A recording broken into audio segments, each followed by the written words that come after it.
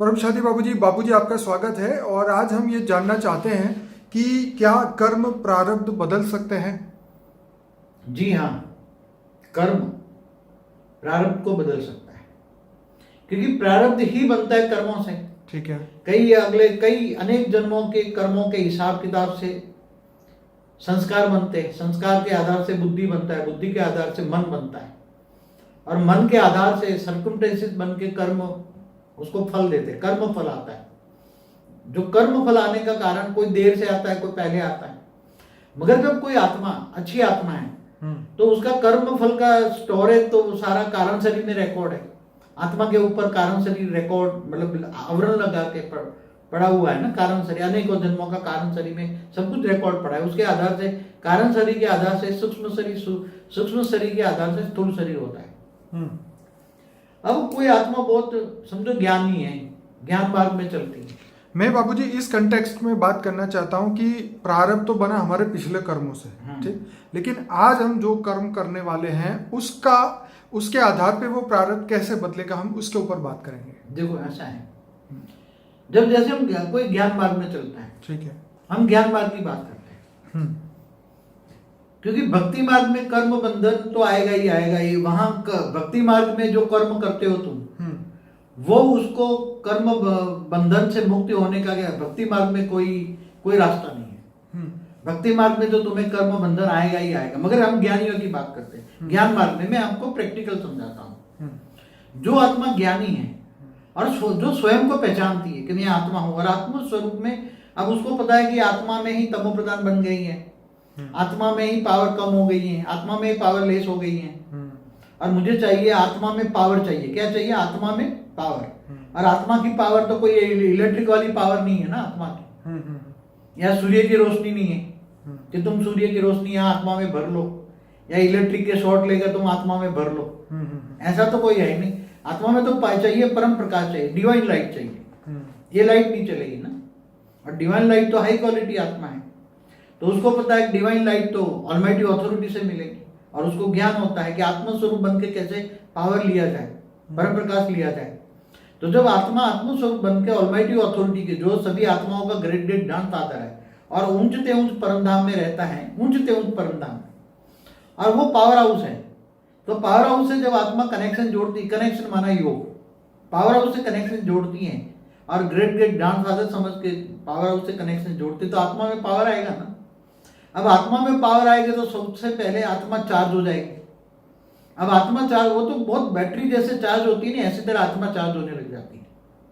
मगर उसकी बड़ी प्रोसेस होती है, बहुत बड़ी प्रोसेस होती है। वो ज्ञान, पहले ज्ञान में डूबना पड़ेगा। योग मतलब कनेक्शन जोड़ने के लिए कौन सा योग लगाए, कैसे योग लगाए, योग की विधि भी है ना।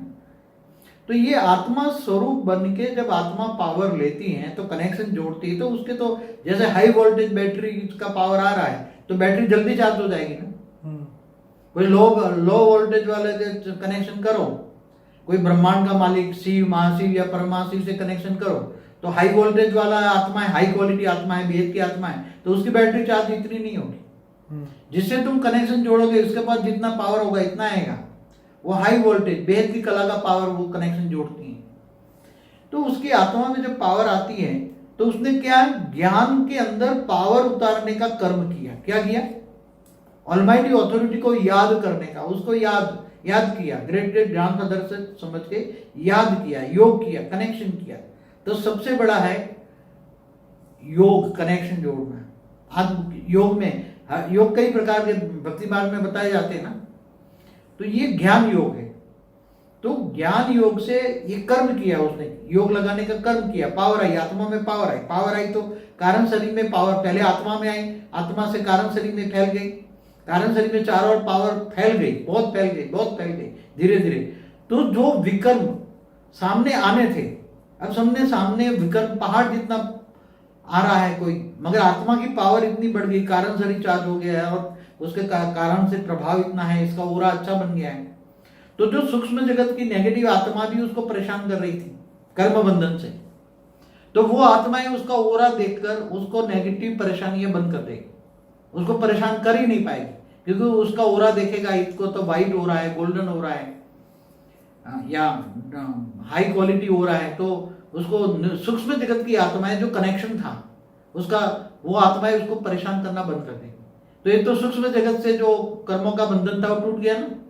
अब जो स्थूल जगत में जो आ रहा था देह और देह के संबंधियों से, या जो भी कहीं नौकरी धंधा या जो बिजनेस से, तो वहां भी सामने जो आत्माएं नेगेटिव कर रही थी, स्थूल जगत की आत्मा है, मतलब मन, देह और देह के संबंधी जो नेगेटिव, उनको जो मनुष्य है, जो मनुष्य उसको मिले हुए इस जन्म में देह और देह के संबंधी जो दुख दे रहे थे उसको, या तो उसके बिजनेस में ठीक नहीं चल रहा था, तो उसके अंदर कारण शरीर चार्ज आने से ओरा सूक्ष्म शरीर चार्ज हो गया, ओरा अच्छा बन गया। तो उसका ओरा अच्छा होने के कारण जो नेगेटिव आत्माएं जो काम उसके सामने, मनुष्य भी जो नेगेटिव बने हैं, वो भी ओरा ठीक होने से उसका प्रभाव बढ़ेगा। प्रभाव बनेगा तो उसका पहाड़ जितना भी दुख दर्द राई बनेगा, और राई से भी रुई बन जाएगा, रुई जैसा हो जाएगा। तो इसका कर्म, और फ्यूचर में तो नया अच्छा कर्म बन जाए, साथ में परम शांति का वाइब्रेशन फैलाए, परम शांति, चारों परम शांति हो जाएगी। बाबूजी, मैंने ये भी सुना था कि जो प्रारब्ध जो मनुष्य के जीवन में आगे आने वाला था, वो प्रारब्ध जो है सपनों के माध्यम से, वो जो दुख आने वाला था वो सपनों में ही दुख दे देता है, ताकि मनुष्य के नॉर्मल जीवन में वो दुख इतना बड़ा नहीं आता, वो सपने में आके वो प्रारब्ध खत्म हो जाता है। क्या ये पॉसिबल है? देखो, ज्ञानियों में जो, मतलब ये भक्ति मार्ग का है ना, कि तुम्हें सपनों में जो दुख दर्द मिलता है ना, कोई तुम्हें डरा रहा है, कोई एक्सीडेंट हुआ, मर रहा है, ये सब। मगर जब ज्ञान मार्ग में चलता है तो आत्मा में जब पावर आती है ना, तो वो निंद्रा योग करता है, आत्म स्वरूप में स्थित होकर वो ऑलमाइटी की याद में सो जाता है। तो उसके पावर इतना, कारण शरीर में इतना पावर धीरे धीरे जनरेट होता है, तो उसके स्वप्न भी निंद्रा योग हो जाता है, निंद्रा योग हो जाता है। योग में भी, मतलब निंद्रा में भी योग हो जाता है। तो उसके ऐसे जो डरावने स्वप्न है, दुख देने वाले स्वप्न है, वो भी नहीं आएंगे। ज्यादा कई लोग ऐसा कहते हैं कि उनको बहुत डरावने सपने आते हैं। हाँ, तो जो उसके सबकॉन्शियस माइंड में कई जन्मों के जो रिकॉर्ड पड़ा है ना, तो रात को जब घोर निंद्रा में हो जाते हैं तो सबकॉन्शियस माइंड खुल जाता है। तो ये उसका जो मतलब यही, क्योंकि मतलब देखो, दुख आया तो मन में आया, अब मन वो कॉन्शियस मन में आया या सब कॉन्शियस मन में, मतलब वो पूर्व जन्मों के कर्म ही उसको दुख लेके आए ना। चाहे वो जागता हो तो भी वो निराश हो जाता है, सपने में भी कई बार निराशा प्राप्त होती है। तो सपने में भी आने वाली जो चीज है वो भी प्रारब्ध के कारण ही आई ना, मतलब प्रारब्ध के कारण तो सबकॉन्शियस माइंड में सारा रिकॉर्ड पड़ा होता है ना। और जब निंद्रा में आत्मा होती है तो उसका सबकॉन्शियस माइंड खुल जाता है। और जो स्वप्न भी आते हैं, जो अगले जन्मों के कारण भी आते हैं और जो दुख देने वाले, तो वो सबकॉन्शियस माइंड में भी धीरे धीरे पावर हो जाता है, इसलिए फिर ठीक हो जाता है। ये भी मैंने सुना है कि जो प्रारब्ध बदलने की ताकत थी वो ऋषि मुनियों में थी। जैसे फॉर एग्जाम्पल हम परशुराम की बात करें, उनकी जो कहानी थी, तो उनका जो जन्म का जो कहानी थी वो उनको एक पीढ़ी बाद में भेजा गया, ऐसा कुछ उनकी कहानियां है शास्त्रों में। तो मतलब ऋषि मुनियों में प्रारब्ध बदलने की ताकत होती है। जो मतलब ऋषि मुनियों में माना आत्मा की ताकत होती है ना, चेतना, उसी टाइम चेतना बोलते थे ना। चेतना की शक्ति स्तर थोड़ा ऊंचा होता है, तो थोड़ा एक जन्म या दो जन्म आगे पीछे कर्म को आगे पीछे कर सकते हैं। तो ये शक्तियां, मगर आत्मा में शक्ति हो तो तुम हर चीज को, असंभव को भी संभव बना सकते हैं। इसलिए सबको आत्मा की शक्ति बढ़ानी चाहिए, आत्मा की पावर बढ़ानी चाहिए। ये ऋषि मुनि भी करते थे, उनकी चेतना का स्तर ऊंचा होता था तो करते थे। मैंने भी कहीं ये पढ़ा है कि ये ऋषि, क्या नाम होता है, उनको भी एक जन्म पीछे समय के हिसाब से उनका जो अवतार होना था वो भी विष्णु के अवतार थे ना। परशुराम विष्णु के अवतार थे।